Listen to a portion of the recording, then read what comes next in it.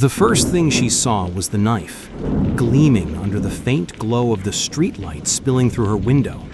He had been waiting for hours, hiding in the shadows of her apartment. And when she finally walked in, he whispered the words that froze her blood. "You weren't supposed to come home tonight." Erin Caldwell never thought her life would feel like the opening of a crime thriller. The 32-year-old marketing director had always prided herself on being practical, level-headed, and, most of all, careful. She had lived in Chicago long enough to know which streets to avoid at night, which strangers to keep at a polite distance, and which relationships to protect her heart from. But none of that mattered on the nights someone she loved turned her apartment into a trap. To her friends, Erin was the dependable one, the one who remembered birthdays, the one who sent motivational texts before job interviews, the one who brought extra wine to dinner parties just in case.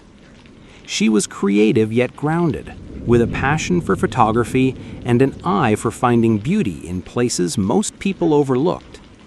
She had lived in her Lakeview District apartment for 4 years.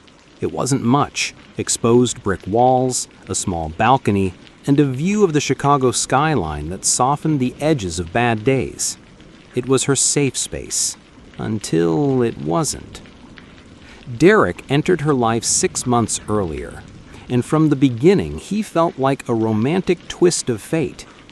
They met at an engagement party for mutual friends. Erin had gone reluctantly, still nursing the sting of a breakup months before. But when Derek approached her near the wine table, something about his presence commanded attention. "Derek, Pinot Noir?" Erin, laughing, "You guessed my favorite." Derek, "Lucky guess. Or maybe I just know a kindred spirit when I see one." They talked for an hour straight, about work, travel, and their shared love of old movies. Derek seemed different, self-assured, attentive, and charming in a way that felt disarming rather than manipulative. He followed up the next day, texting, "Dinner tomorrow? No small talk, just real conversation." Over the next few weeks, their relationship unfolded like a romantic montage. Handwritten notes left on Erin's windshield before work. Surprise coffee deliveries with her exact order: oat milk latte, extra cinnamon. Late-night phone calls where Derek whispered, "I feel like I've known you my whole life." Erin's friends noticed the change. She smiled more. She talked about him constantly.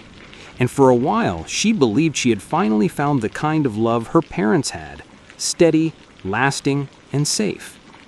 But perfection has cracks. Tiny ones at first, almost invisible. One night, about a month into dating, Derek casually asked for her phone password. "Erin, why would you need it?" Derek, "Just in case something happens to you. I'd want to be able to reach someone. You know, emergencies." It felt strange, but Erin told herself it wasn't a big deal. Couples shared things like that all the time. Then there were moments of possessiveness, the way that Derek's expression hardened whenever she mentioned a male coworker, or how he questioned her if she stayed late at work. Derek, "You could have called. I was worried." Erin, "I texted. You saw it." Derek, "Yeah, but I just need to know where you are. That's not crazy, right?" It wasn't crazy. Not exactly. But something about his tone made Erin feel guilty for even thinking it might be. By December, Derek was practically living at Erin's apartment. They cooked together, watched crime thrillers, and laughed over wine as they debated which fictional detective would solve the case first. It was domestic, cozy. But sometimes, when Erin glanced at Derek sitting across the couch, she caught a strange intensity in his eyes, a look she couldn't read. One night, after Derek had fallen asleep, Erin confided in her best friend Dana. "Erin, he's different. Sometimes I feel like I don't know who I'm dating." Dana, "Different how?" "Like, if I ever left him, I don't know what he'd do. I can't explain it. It's like there's this dark side, just under the surface. Dana laughs uneasily. Girl, you're overthinking. He's crazy about you, that's all. Some guys show it differently. But Aaron couldn't shake the feeling. Something was shifting between them, something that didn't feel like love anymore. In early February, the tension reached a new level. Derek began showing up at her workplace unannounced. Once, she caught him scrolling through her email on her laptop when she was in the shower. When she confronted him, he insisted it was out of love. Derek, I've been hurt before, Aaron. I just need to know you're not like the others. Aaron, I'm not. But this isn't okay. Derek, then don't make me feel like I have to check. She thought about breaking up with him, but Valentine's Day was around the corner, and part of her wanted to believe things could go back to the way they were. On February 14th, their romantic dinner ended in an explosive argument about a picture Aaron had posted with a coworker. She stormed out, texting Derek later, I need space. Please don't come over for a few days. 2 nights later, February 16th, Aaron unlocked her apartment door, unaware Derek had been sitting inside for hours, waiting for her. You weren't supposed to come home tonight, he whispered. The lights cut, fade to black. Winter wrapped Chicago in biting cold, but inside Aaron Caldwell's apartment, the air felt thicker for a different reason. Tension. Derek Mason, once the man who brought her flowers just because, now seemed to carry storms in his eyes. At first, Aaron dismissed his mood swings as work stress, but over time, the outbursts became harder to ignore. Why didn't you answer my call? I was in a meeting, Derek. So you couldn't even step out? You couldn't even text me back? I can't drop everything just to prove where I am every minute. That night, Derek stayed over but barely spoke. Aaron woke in the middle of the night to find him sitting at the edge of the bed, staring at the wall. His knuckles were white, fists clenched tight. In the days that followed, Derek grew increasingly controlling. Small acts that seemed almost insignificant on their own, but together painted a chilling picture. He accidentally deleted numbers of male friends from her phone. He began showing up unannounced at her workplace, claiming to surprise her with lunch. He asked for proof of her schedule, pretending it was for planning dates, but grew angry when she didn't text updates. Aaron confided in Dana again. He doesn't trust me, no matter what I say or do. Then end it. You don't owe him an explanation if you're not happy. It's not that simple. When he's good, he's incredible. It's like 2 different people living in the same body. Dana hesitated, her expression softening. Just be careful, okay? On February 14th, Aaron decided to give Derek another chance, agreeing to dinner at an upscale rooftop restaurant. But the night unraveled quickly. Derek had seen a picture Aaron posted on social media with a male coworker, a harmless group photo from a client event. To Derek, it was betrayal. You looked happy in that picture, too happy. Because it was a work celebration, that's all. You think I don't see it, the way you're pulling away from me? The conversation grew heated until Aaron finally stood up, whispering through clenched teeth, I need space, Derek. Please don't come over for a few days. He said nothing, just watched her leave, his jaw tight, his eyes fixed like stone. For 2 days, Aaron didn't hear from Derek. No calls, no texts. A part of her felt relieved. Maybe he was finally giving her the distance she asked for. On the night of February 16th, Aaron returned home around 8:45 p.m. after a late client meeting. She noticed nothing unusual, no broken locks, no forced entry, but there was one detail she'd later recall, the faint scent of Derek's cologne lingering in the air. Aaron locked the door behind her, tossing her keys onto the entry table. She set her bag down and moved toward the kitchen, when a low voice emerged from the darkness. You weren't supposed to come home tonight.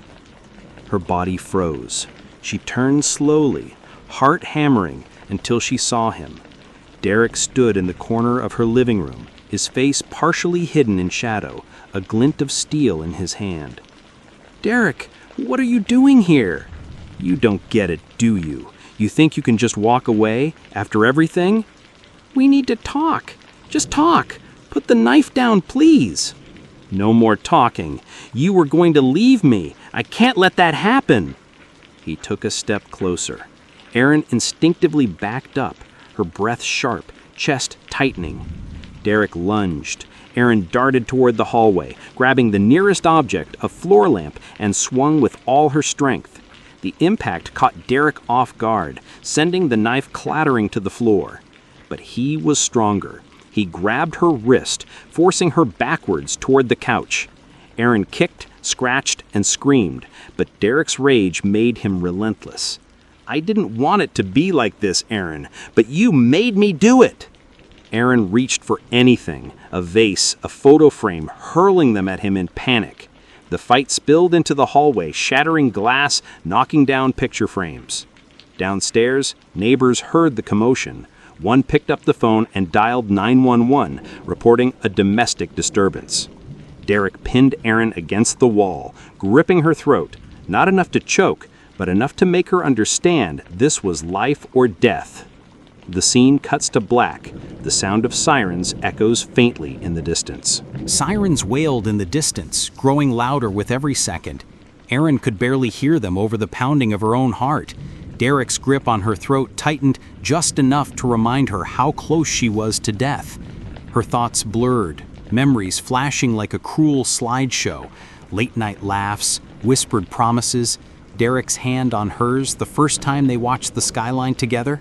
How did we get here? Erin's survival instinct kicked in. With a burst of adrenaline, she twisted her body, driving her knee into Derek's stomach. He staggered, loosening his grip, and Erin bolted toward the kitchen, toward the knife he had dropped earlier. But Derek was right behind her, grabbing her hair, yanking her backward. "Derek, you're not leaving me, Erin. Not now, not ever." In desperation, Erin grabbed a shattered wine glass from the floor, slashing blindly. The shard grazed Derek's arm, drawing blood. He roared in pain, stumbling back, just as the front door burst open. 2 Chicago PD officers rushed in, guns drawn, voices sharp. Officer 1, "Drop the weapon. Step back now." Officer 2, "Hands where we can see them." Derek froze, torn between fight and surrender. His gaze locked on Erin, blood on her hands, tears streaking her face, and something in him flickered. Regret? Rage? It was impossible to tell. But in that hesitation, officers tackled him to the ground, cuffing his wrists. Erin collapsed to her knees, trembling as paramedics rushed in. Hours later, Erin sat in a hospital bed, a blanket wrapped around her shoulders. Bruises marked her neck. Cuts lined her arms, but she was alive. Detective Carla Marino entered the room, a seasoned investigator known for handling high-profile domestic cases. Detective Marino: "Miss Caldwell, I know this is hard, but we need to talk about what happened tonight." Erin: "He was going to kill me. I saw it in his eyes." Over the next few days, detectives pieced together Derek's premeditated intent. They recovered a disturbing notebook from his apartment, pages filled with obsessive writings. "If I can't have her, no one can." She doesn't know it yet, but tonight is the last night. He even drafted multiple suicide notes, some addressed to Erin, others to his family, each filled with self-pity, anger, and distorted declarations of love. The trial took place 6 months later. Erin sat in the courtroom, shoulders squared, voice steady as she recounted the events. Prosecutor: "Miss Caldwell, can you describe what went through your mind when you saw him standing there with the knife?" Erin: "I thought about my parents. I thought about my friends. I thought, this can't be how my story ends." Derek showed little emotion during testimony, staring forward, expression unreadable. His defense argued diminished capacity, claiming he suffered from emotional instability brought on by fear of abandonment. But the jury saw it differently. After 3 hours of deliberation, Derek Mason was found guilty of attempted murder, burglary, and unlawful restraint. He was sentenced to 25 years in prison, eligible for parole after 18. As the verdict was read, Erin closed her eyes, not in relief, not in triumph, but in something closer to grief. She had loved him once, and now he was just another ghost in her past. In interviews afterward, Erin spoke candidly about the red flags she missed. "Erin, I thought jealousy meant passion. I thought control meant protection. I thought his anger meant he cared too much. I was wrong. Love doesn't look like fear. Love doesn't hide in the dark with a knife." The story became a reminder how easily charm can mask danger, how quickly love can turn to obsession, and how silence can become a cage. Erin survived, but she would forever carry the memory of the night she wasn't supposed to. The night Erin Caldwell wasn't supposed to survive became the night she reclaimed her life. But how many others miss the danger signs until it's too late? Would you have seen them? Or been blinded by love, too? Subscribe for more chilling stories where passion turns deadly and the truth is stranger than fiction.